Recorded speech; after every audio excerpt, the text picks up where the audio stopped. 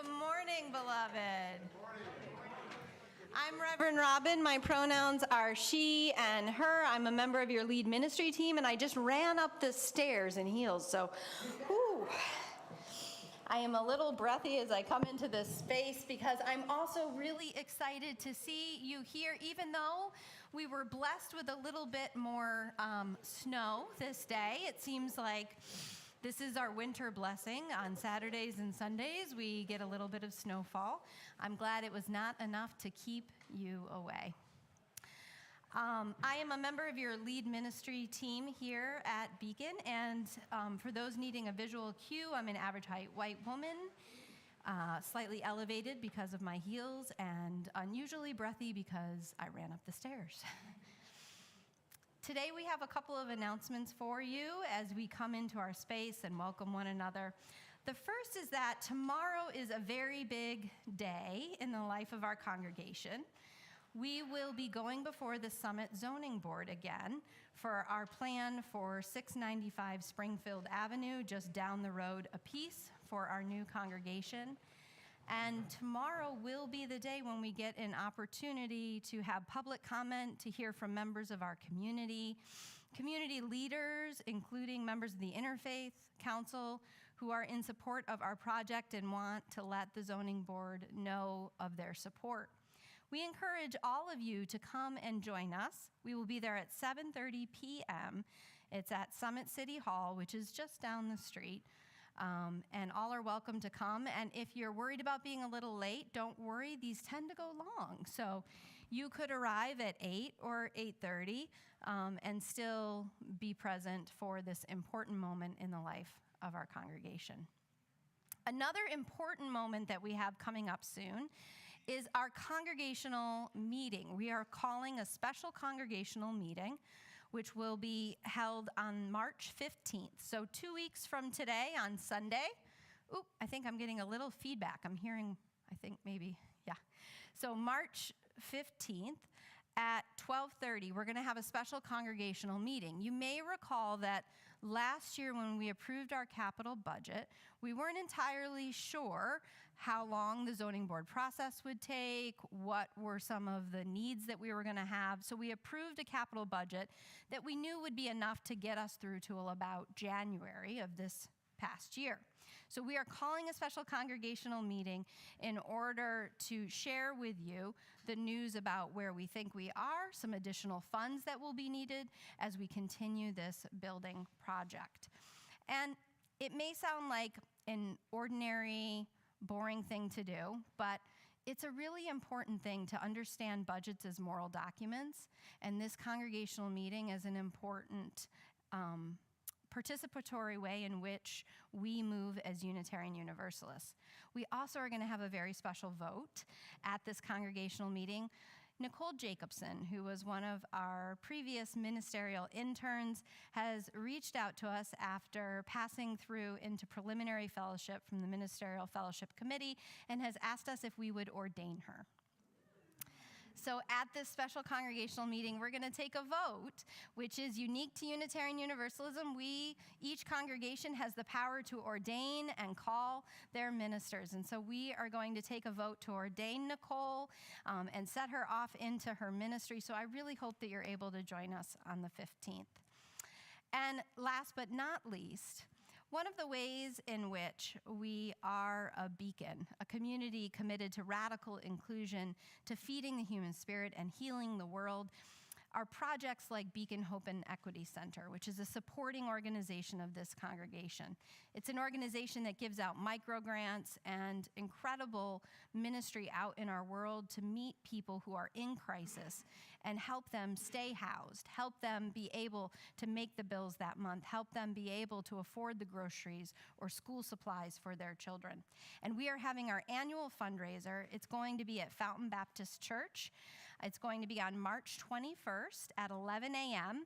It's kind of a brunch fundraiser where we'll honor community leaders and have an opportunity to raise some funds for our next grant cycle. And if you want to get a ticket, you are in luck because we have some members here today. out in the foyer who'll be selling tickets will also put the Zephy link into the chat, and would love to have you join us on March 21st for a fundraiser for Beacon Hope and Equity. And now, in the spirit of that radical inclusion, that welcome, and now that I have found my breath, would you take a deep breath with me? Calling all of yourself here to this place. And then turning to your neighbor, or if you're online, letting us know in the chat, greeting one another with a welcome for today.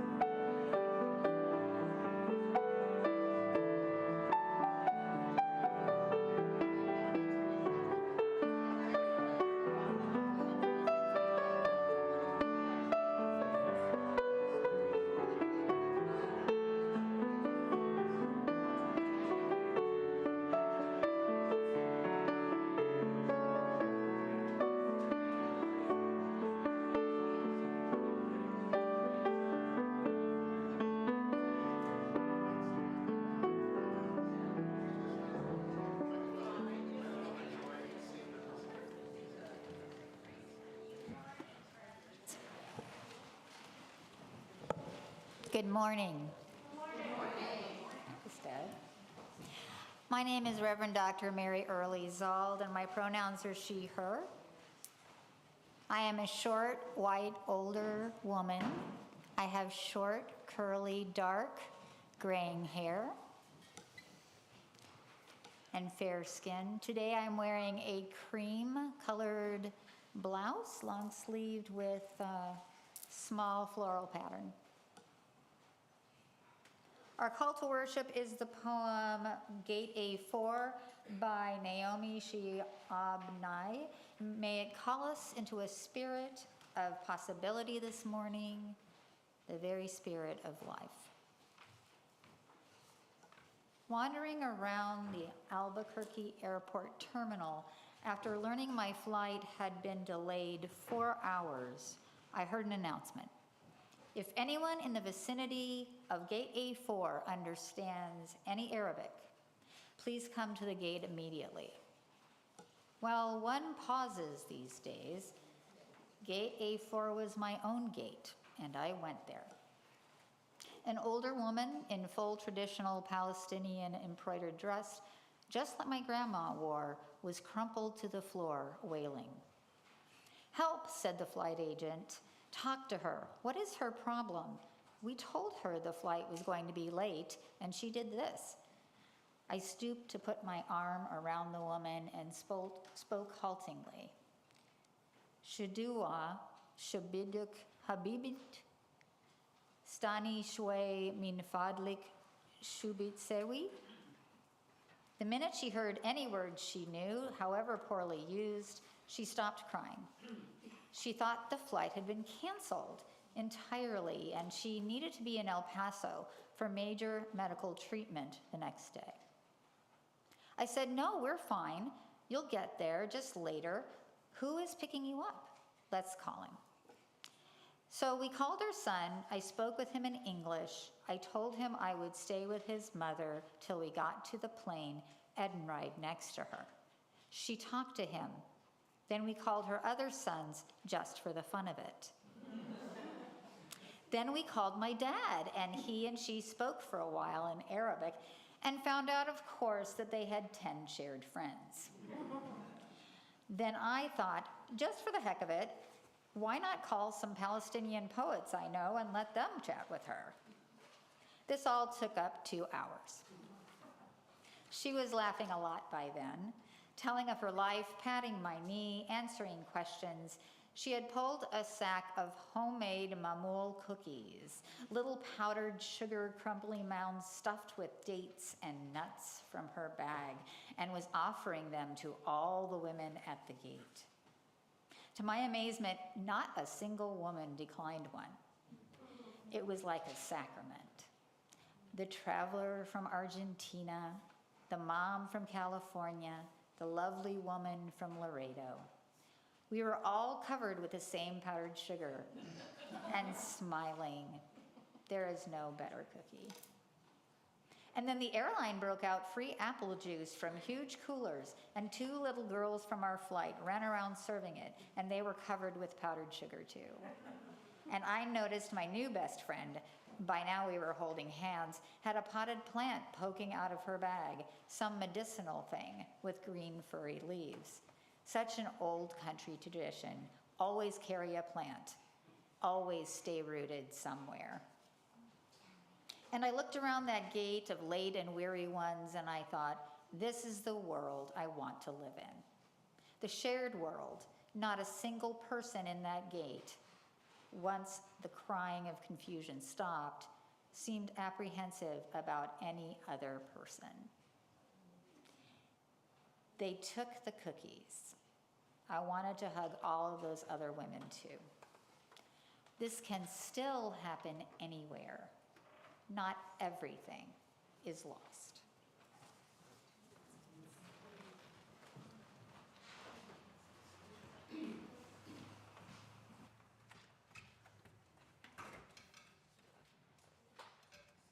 Good morning, my name is Misa Iwama. I'm the Director of Music Ministry, and I'm here with John O'Neill. So happy to have you here. And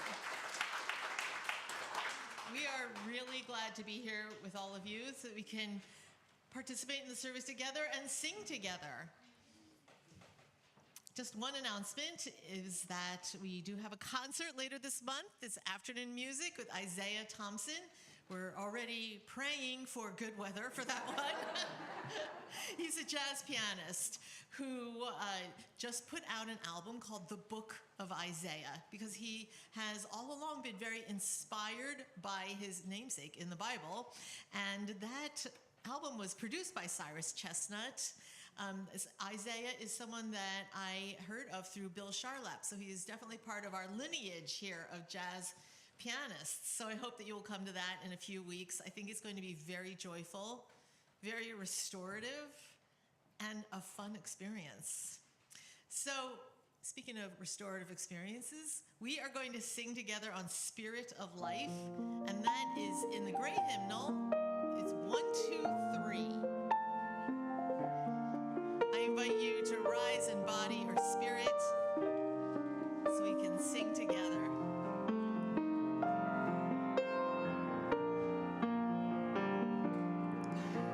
See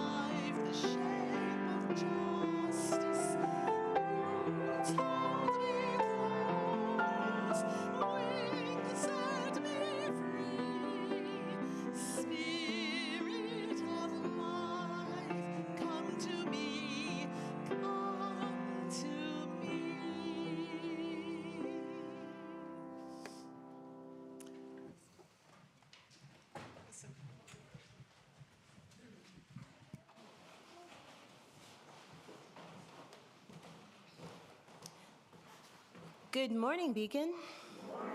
My name is Jamaine Cripe, and I serve as your lifespan coordinator. And this morning's chalice lighting, I'd love to share with someone here. So who would like to volunteer to come up and light our chalice? Don't all jump up at once. Come on up, Helen. Thank you so much for the bravery.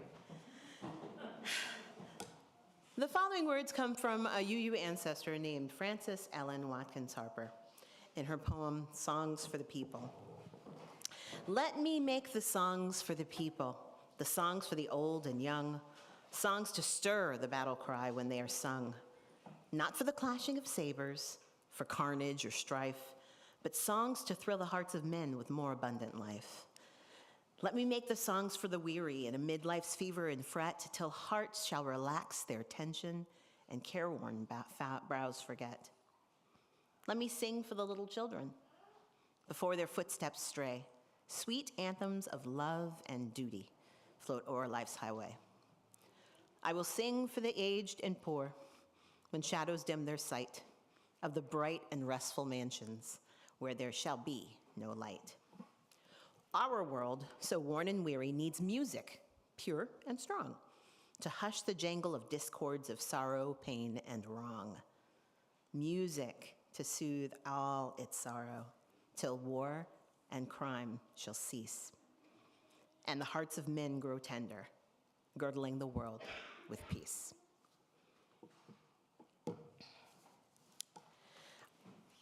Our time for all ages starts with a question. What tools do you use when things get hard? What helps you come to the other side? Music. Kind of as a gimme in the poem. What else? A mattock. A what? A mattock. I use it for breaking up ice. Ah. Hey, physical, you know, the primal scream is not a toy. It is a tool. What else? Art. Being with others. Writing. Meditation. Friends and family. Good stuff. Laughing with others. Laughter. Funny you should say that. With that in mind, I shall share a story with you about the poet Frances Ellen Watkins Harper, one of our UU ancestors. Frances was born in 1825, a free black girl living in Maryland when slavery still existed all around her. Her parents had died when she was very young, and so she was adopted by her uncle, who also happened to run a children's school for African American kids. She grew up surrounded by books and learning, and she discovered something important. Stories can change people. Words can make the world better. And as she became an adult, Frances became famous for her poems, for her writing, for her powerful speeches. She traveled all over the country speaking out for freedom and fairness and justice.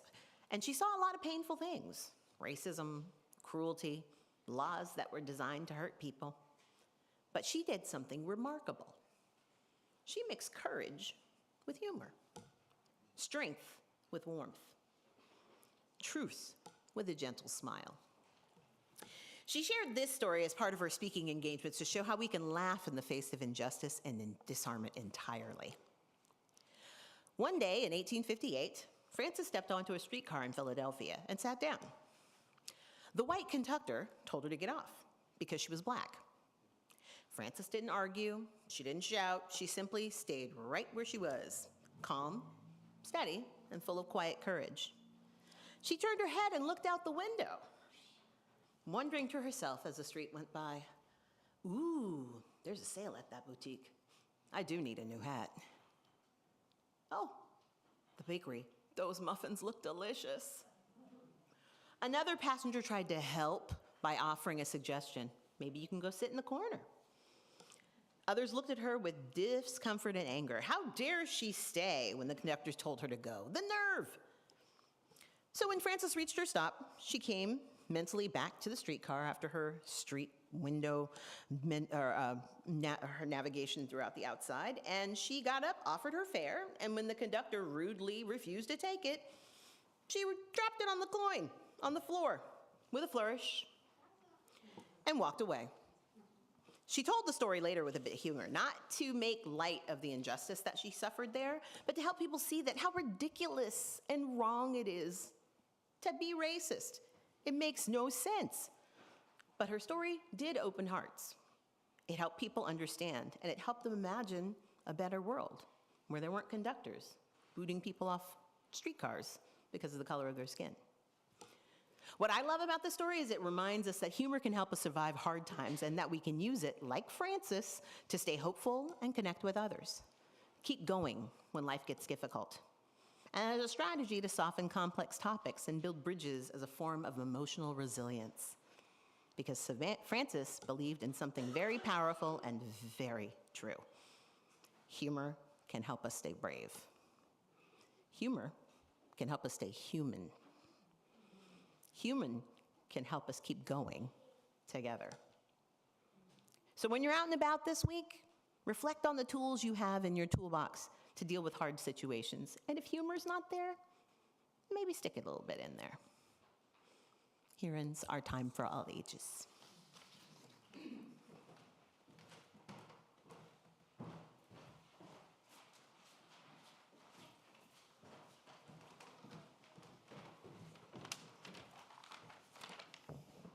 Good morning. My name is Cathy Menendez, she, hers. And if you need visual cues, I'm a shorter, blonder, mature white woman wearing blue, gee, surprise, and a burgundy scarf, which indicates that I'm a member of the chaplain here at Beacon. As chaplains, we extend the spiritual care of the community by offering intentional compassion through presence and listening in a one-to-one confidential setting. If you'd like to meet with a chaplain, contact me or a member of the ministry team after service. Chaplains also facilitate our weekly ritual of candle lighting, and together we light candles of joy, sorrow, and gratitude. This morning, we light a candle for all the civilians, including many children, in the path of the war against Iran our government began yesterday. Prayers as well for soldiers and their families facing deployment now, and for the other countries drawn into this war. A candle of witness for Pastor Diane Garcia in Texas, who walked 90 miles from the Dilley Detention Center to San Antonio this past week to call to an end to child and family detention. We join her in this witness and the many UUs, including the UU Legislative Ministry of Texas, in calling for the closure of Dilley and the release of all children. A candle in celebration of Women's History Month. Thank you. And a candle of budding hope that as warmer, sunnier days bring melting snow and the promise of spring. Now, before we light our individual candles, Reverend Robin will be introducing our new ritual that we're beginning today. So part of the work of religious communities is sometimes to make the invisible visible in our space. And we know that right now we are in a time of great religious meaning for many of the world's religions, including Ramadan. Soon we will be in Passover, and we are also in the midst of Lent. Each of these observances and rituals and religious practices include elements of giving back to one's community and also engaging in spiritual practices that call our awareness away from the material world and more toward spiritual truth and to our responsibility to one another and to the earth. And so this ritual is done in solidarity with folks like Pastor Garcia and others who are calling for an end to child and family detention. And it is a ritual seeking to make what could be invisible to some of us very visible in our midst here in our sanctuary. I'm going to ask Cathy to please release a purple ribbon. This purple ribbon, and there will be more ribbons displayed over the coming weeks, this purple ribbon represents 1,000 people presently detained in the United States right now. This is 1,000 of the 70,000 who are in detention at this moment. This is a recognition of all of the lives, the communities torn apart with each person who is detained. The ripple effect and across generations in a country that once again is violating human rights, just as we did during Japanese internment camps, just as we did to indigenous families, just as we did in enslavement. Our next ribbon is a black ribbon. This represents those who in the last year have died in detention or have been killed in the process of being detained. And today, we give this ribbon the name of Isidro Perez. Isidro lived in Florida. He was Cuban and a fisherman, both by trade and enjoyment. He was a father and a grandfather. He was 75 years old when he was detained on June 5th. He was placed in a detention facility without a bed, without adequate food and water, and without access to his life-saving medications he took for his heart. On June 26th, Isidro died as a result of the conditions that he suffered while in detention.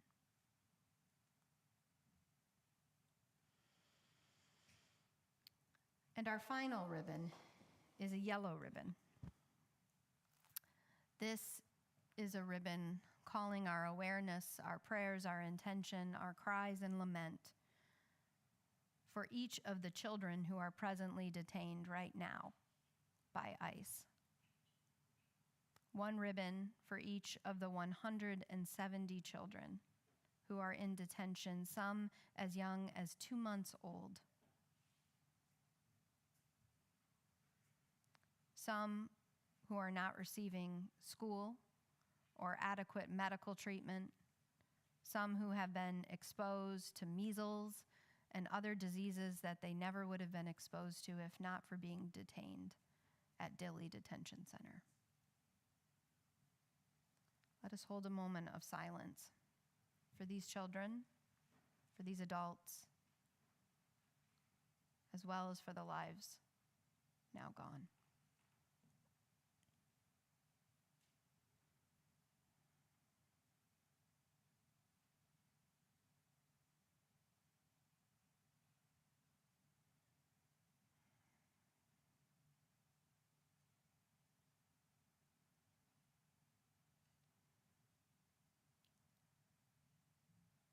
We continue with our ritual of candle lighting, of calling to witness our yearning, our joys, our sorrows. All are welcome in this ritual. So we invite you now come forward and light a candle here in our sanctuary, at home or wherever you may be. And you will be lighting your candle from the light of the candles already in our little boxes, okay?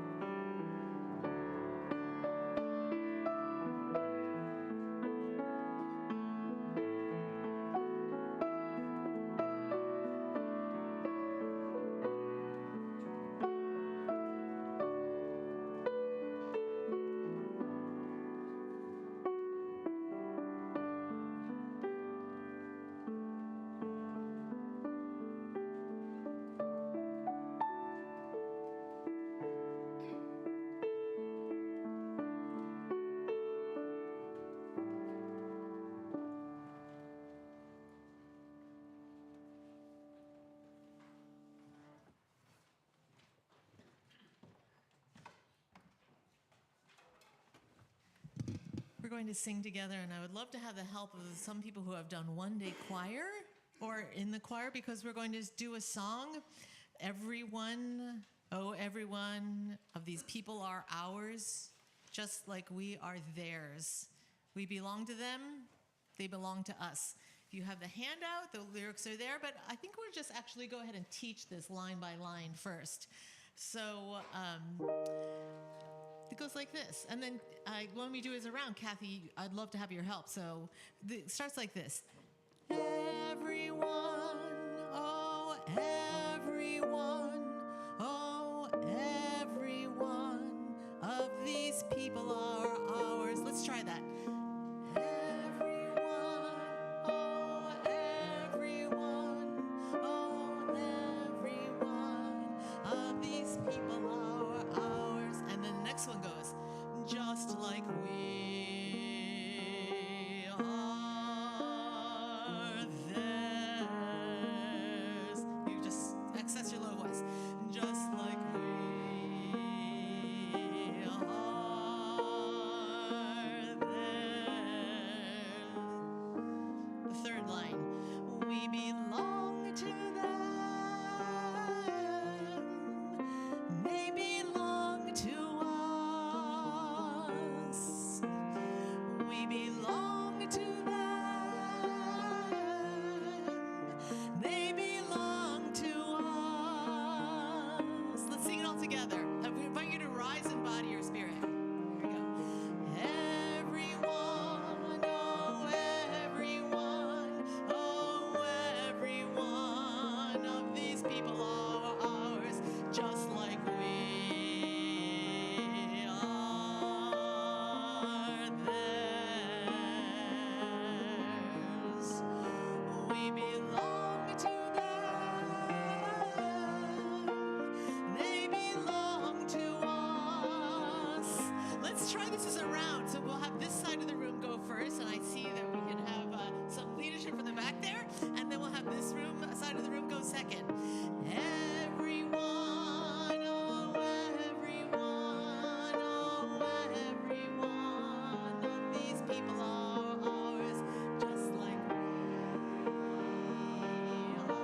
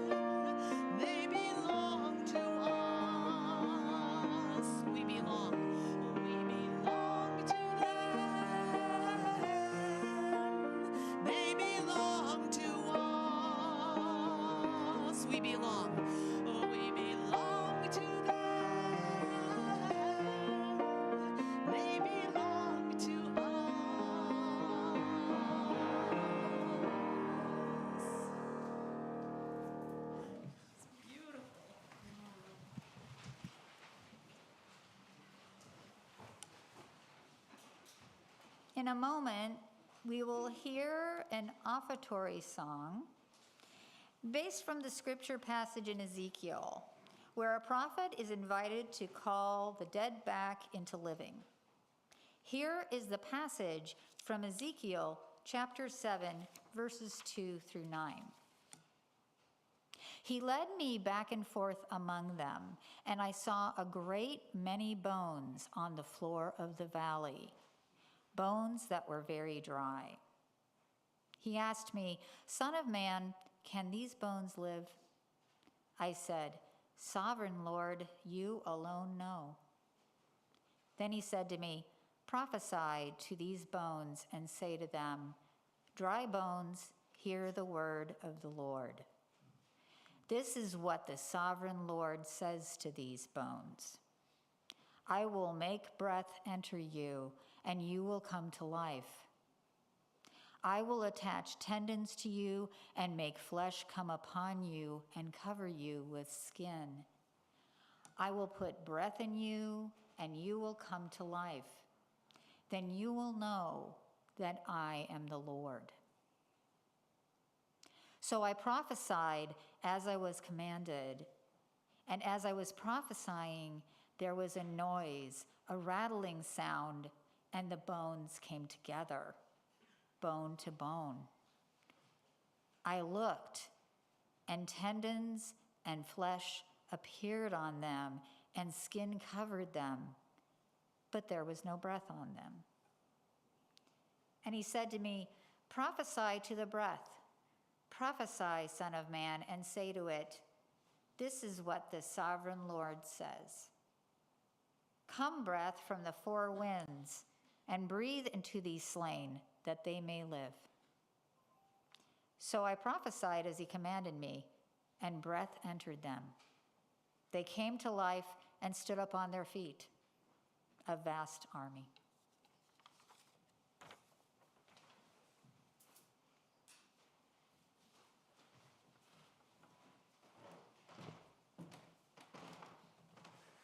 Good morning. My name is Dana Moore. I use she, her pronouns, and it is my joy to be your congregational coordinator. I am a tall woman of color with creamy brown skin and just a few strands of gray that glisten in my naturally dark hair.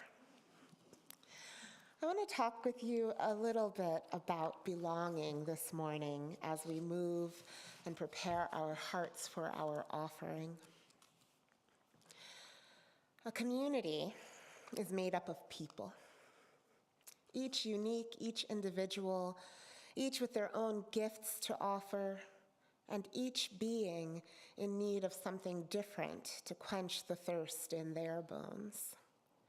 Each soul with a silent mission of its own to bring into being in this world. Our communities need all of these people, leaders and builders, supporters and pastors, activists and advocates, philanthropists and altruists, laborers and creatives, each amplifying the gifts and possibilities of our world when our focus is combined. Spiritual ancestor Frances Ellen Watkins Harper knew this. In May of 1866, she stood before the National Women's Rights Convention and addressed the intersection of women's suffrage and the rights of Black people as she declared that we are all bound up together, demanded that justice be intersectional, or it wouldn't be justice at all.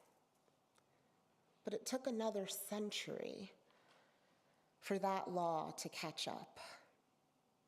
Even though the 19th Amendment started in 1920, full access to the ballot was not realized until 1965 in the Voting Rights Act of August 1965. Are you concerned about economic inequity, systemic racism, reducing poverty? Are you? Oh, thank you. I am glad to know that this community is, because our Beacon mission was born out of these concerns. Our justice programs born out of this need and recognition of these intersecting challenges.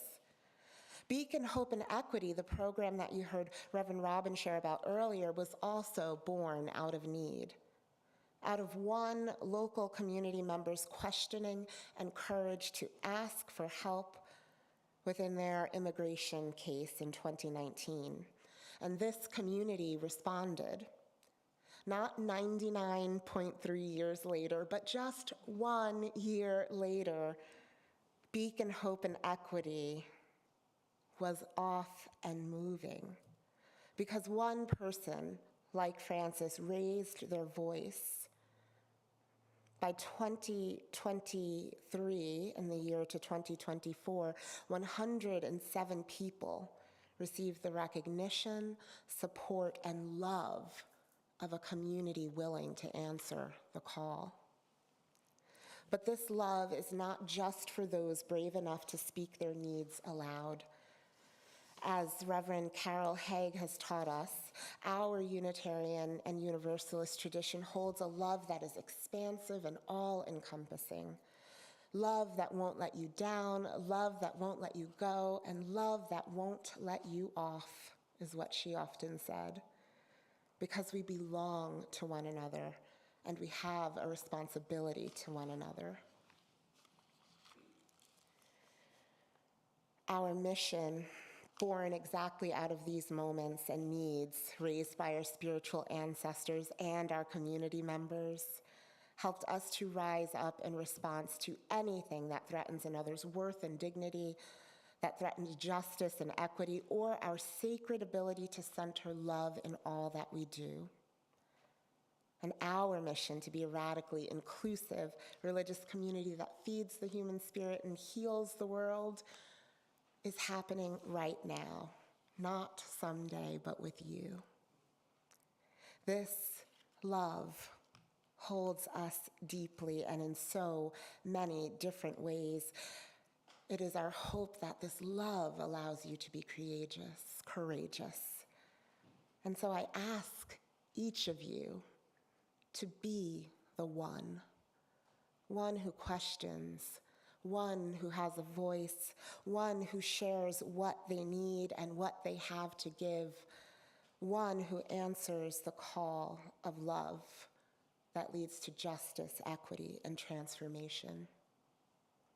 This community needs you, is waiting for you.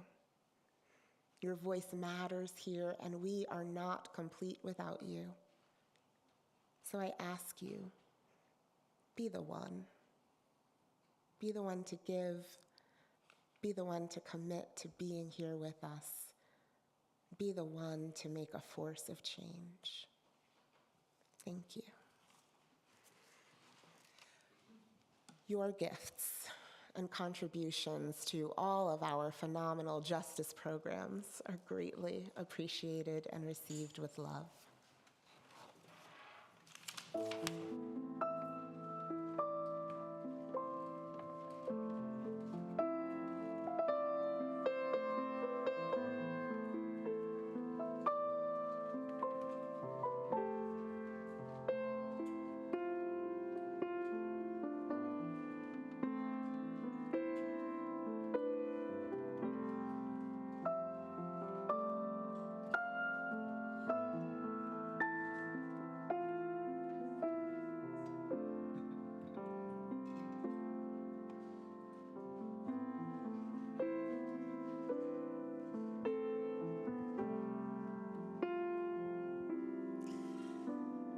Through the eyes of men, it seems there's so much we have lost as we look down the road where all the prodigals have walked, and one by one the enemy has whispered lies that led them off as slaves.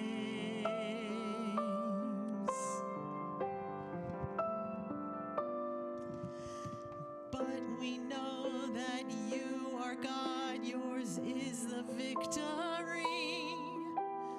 We know there is more to come that we may not yet see.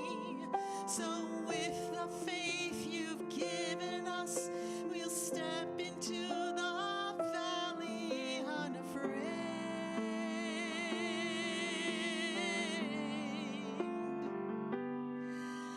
As we call out to dry bones, come alive, come alive. We call out to dead hearts, come alive, come alive. Up out of the ashes, let us see an army rise. We call out to dry bones, come alive.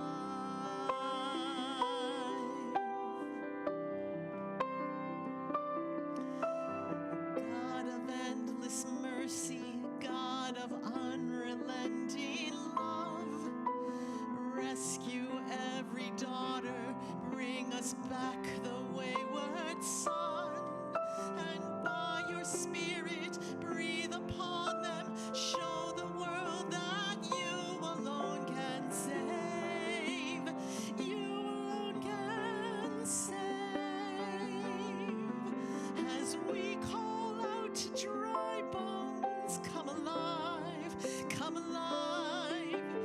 We call out to dead hearts, come alive, come alive. Up out of the ashes, let us see an army rise. We call out to dry bones, come alive. So breathe, oh breath of God, now breathe. Oh breath of God, breathe. Oh breath of God, now breathe. Oh breathe, oh breath of God, now breathe. Oh breath of God, breathe. Oh breath of God, now breathe. Breathe, oh breath of God, now breathe. Oh breath of God, breathe. Oh breath of God, now breathe. Oh breathe, oh breath of God, now breathe. Oh breath of God, breathe. Oh breath of God, now breathe. We call out to dry bones, come alive, come alive. We call out to dead hearts, come alive, come alive. Up out of the ashes, let us see an army rise. We call out to dry bones, come alive. We call out to dry bones, come alive.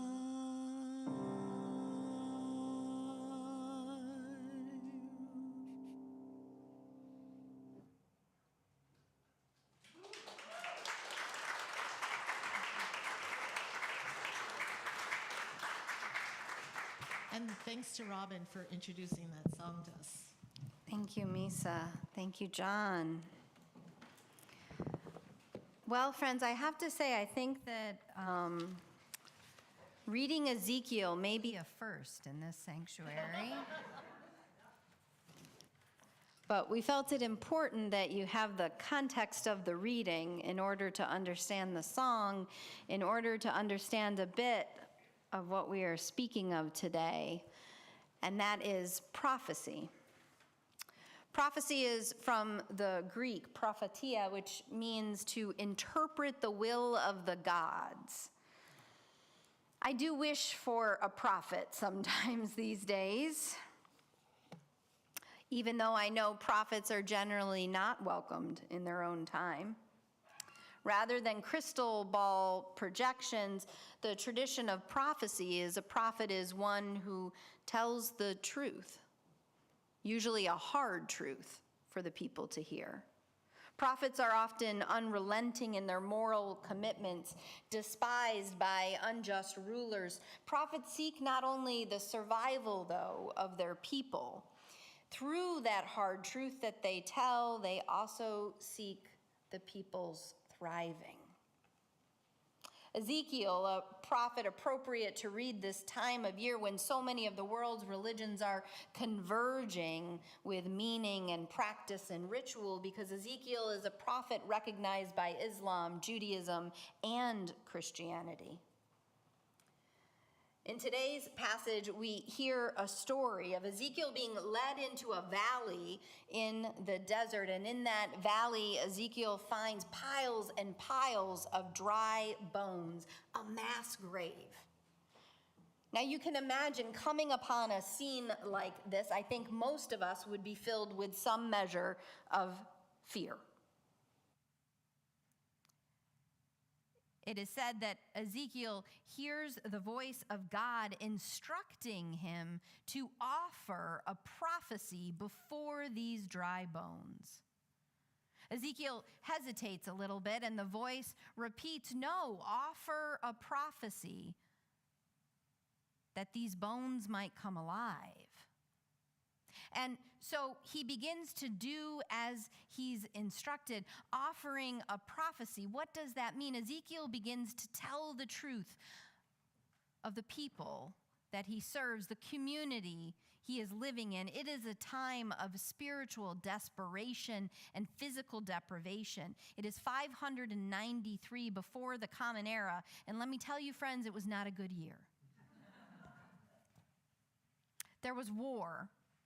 The temple had been destroyed, and Ezekiel's people, the Israelites, had been sent into exile and were being subjugated under a ruler who was cruel, who deprived them of their basic needs.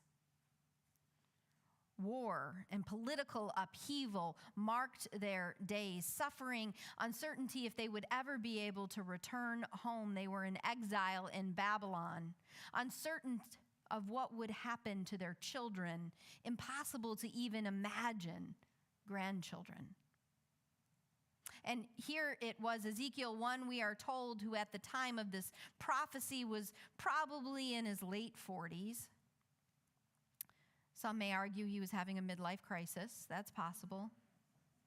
But his prophecy, instead of being about himself, painted this picture, and he spoke into these dry bones the story of his people and their suffering. And then he stopped because he started in his vision to see tendons and muscles attached to these bones, and they began to rattle, and he became more terrified. And the voice said, "No, Ezekiel, keep going. Tell them the whole truth." And so Ezekiel kept offering his prophecy, one that disappointed many people in his time, as a good prophet will do, because he told them not of a victorious, glorious military force that would bring them back home, that would bring them back to their previous place. He told them not of a great wealth or a regal king that would come and save them. Instead, he told the people that the only way they would return home from exile, the only way they would be released from their captivity, was by doing justice,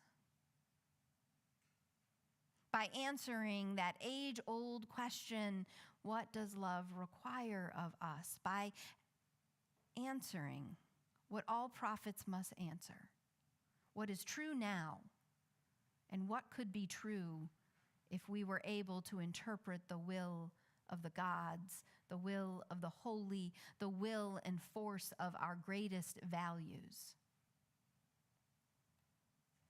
So Ezekiel keeps telling them of this prophecy of a return to glory through justice. And it is then and only then, that the muscles take on flesh, and the flesh at last is inhabited by the breath, the spirit of life.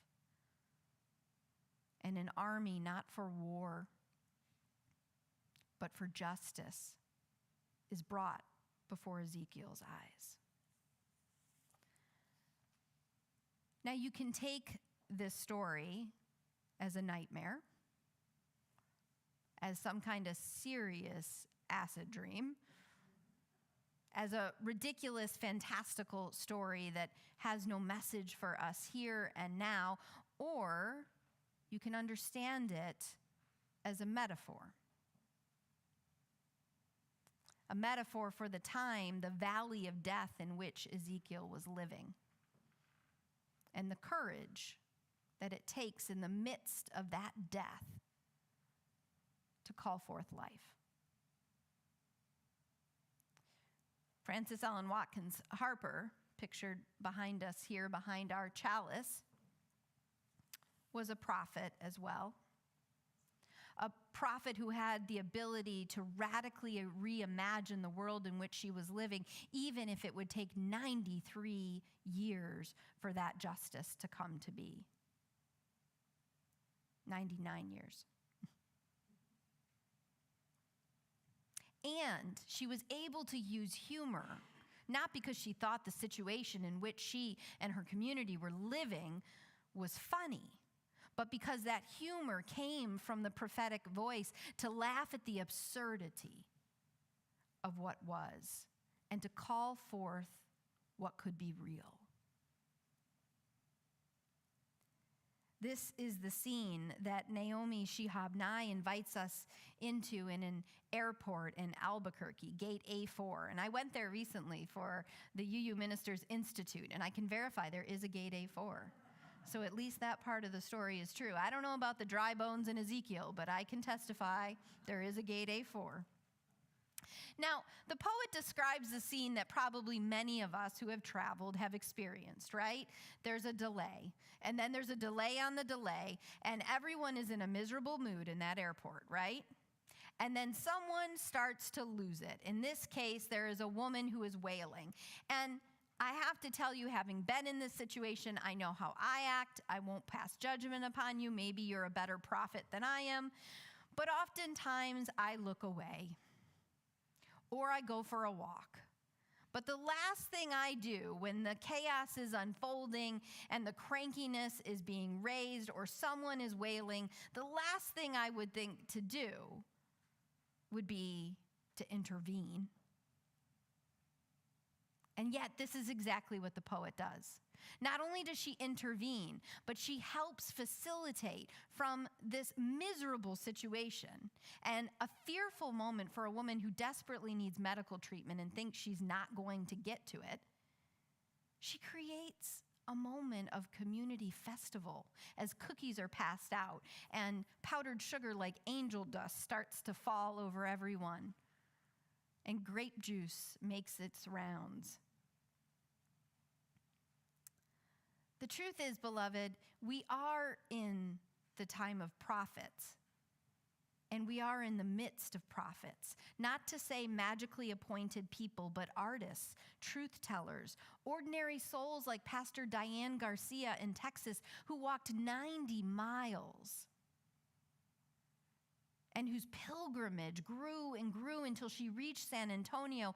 All of these community leaders raising their voices in the midst of the valley of the shadow of death to say, end this child detention, end the separation of families, release the children who refused to accept death as the final word.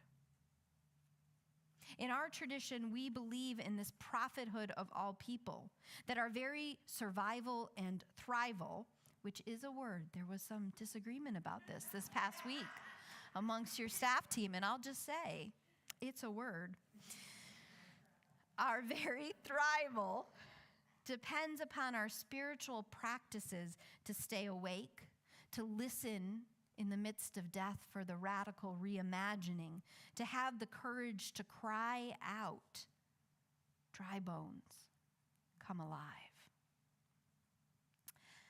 I was reminded of this recently when I first came to Beacon in 2016.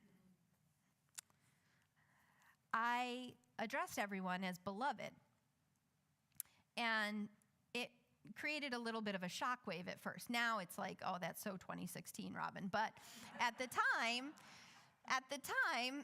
several people came up to me and said, like, but you don't really know me, like, I don't really know you. And we had this whole conversation about the theology of calling one another beloved.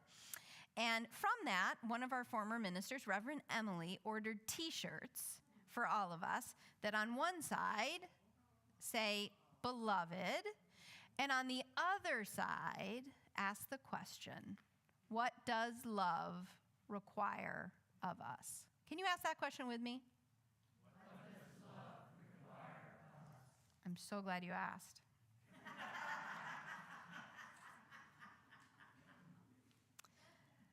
So recently we were cleaning out offices and we found some extra T-shirts, and Reverend Jay took one, and I had forgotten that question on the back. I remembered the beloved T-shirts, but I had forgotten the question on the back.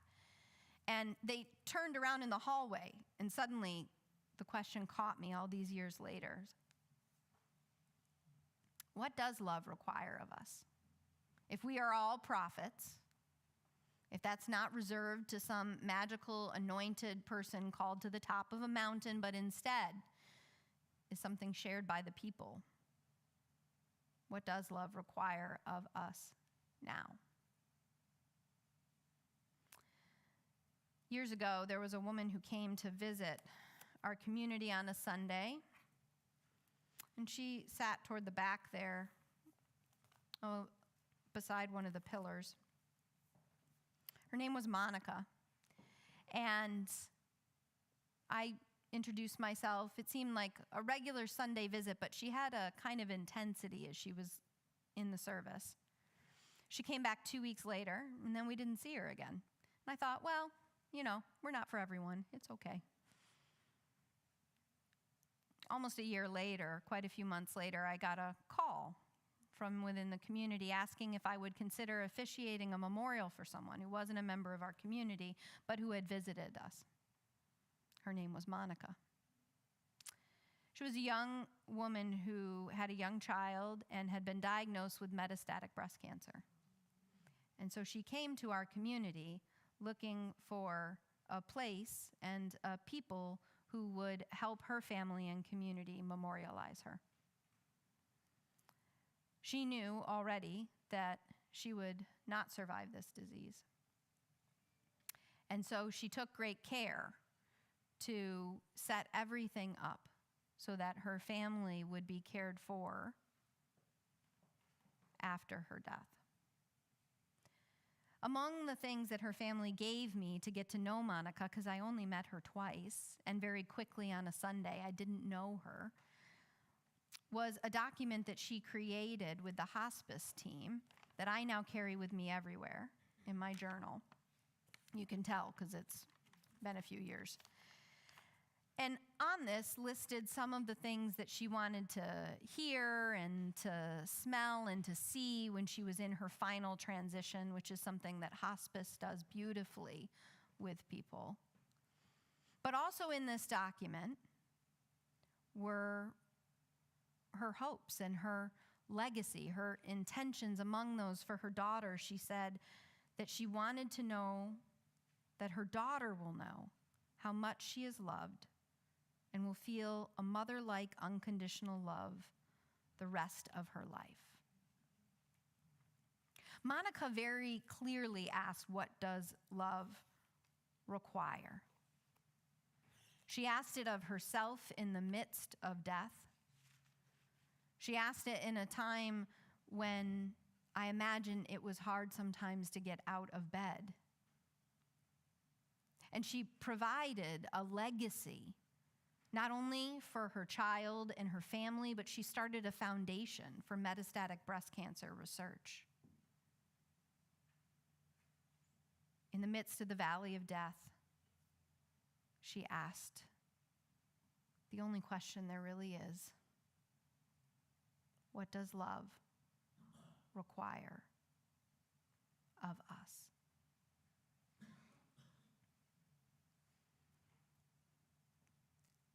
What does love require of you, beloved? Past the death and despair of this day, yes, in the midst of yet another war. Yes, just minutes from a detention facility that holds beloveds in horrendous situations.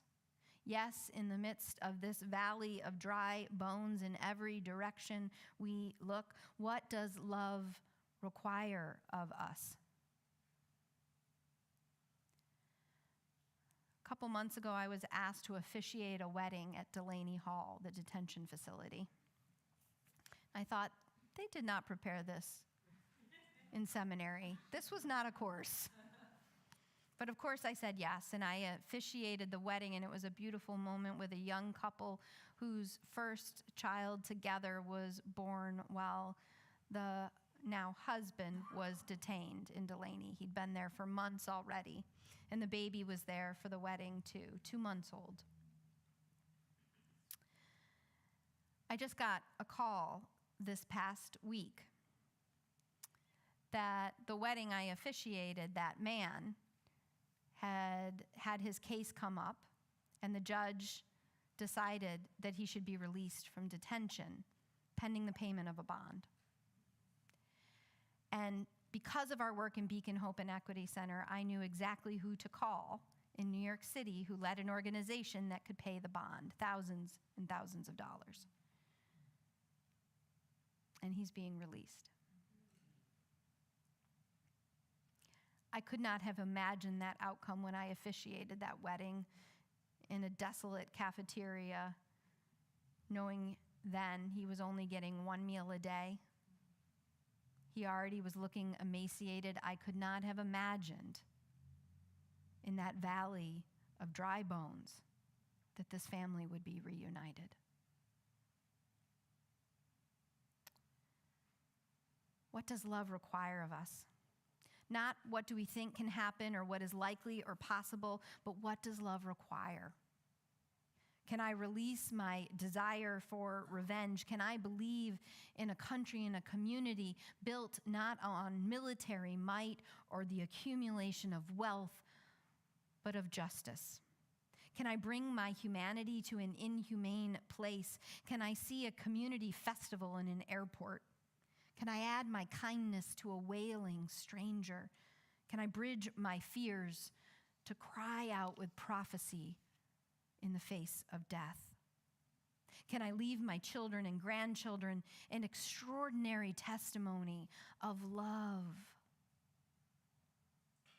And when I am all but spent, if my community is with me, can I rise one more time? If that is what love requires. I have learned that you need not be a prophet of biblical proportion to answer yes. I end with the poet and prophet's words. And I looked up, she said, around that gate of late and weary ones, and I thought, this is the world I want to live in.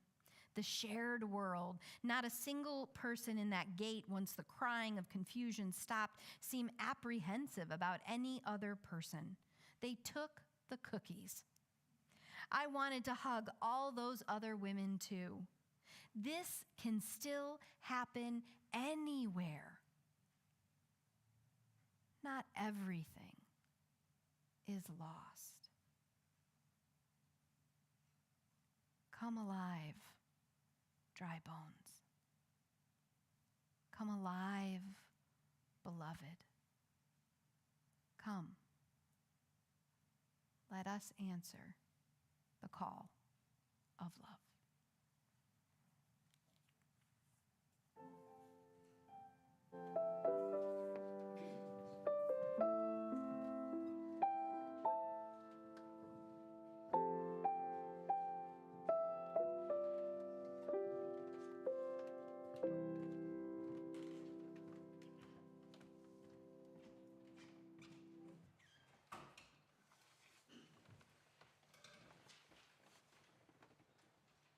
We're going to finish this morning by singing Rise Again from the Urban Voices Project. I'm going to sing it once. If you know it, feel free to sing along. If you don't know, you can listen and just, you'll start picking up because it repeats a few times. It starts like this. I've got the patience to inhale, exhale. I've got the energy to sing. I've got the strength to keep on going so I can rise again. Rise again. All right, I invite you to rise again. I will sing it through a few times.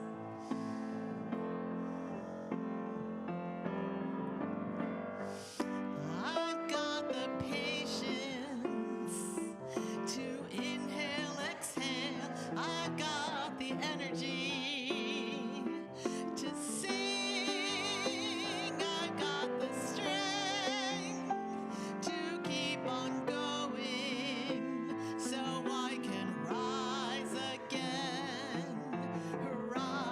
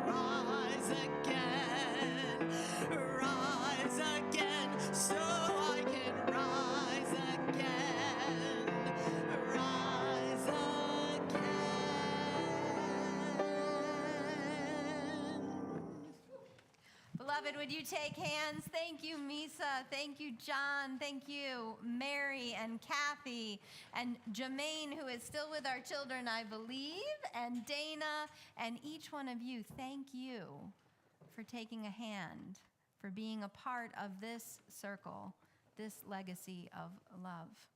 And now may that love, which is our source and our ultimate return, may it hold you and guide you. May it fill you such to overflowing that you cannot but help to give of this love to all whom you meet, until, beloved, we meet once more. Go in love and go in peace. Amen.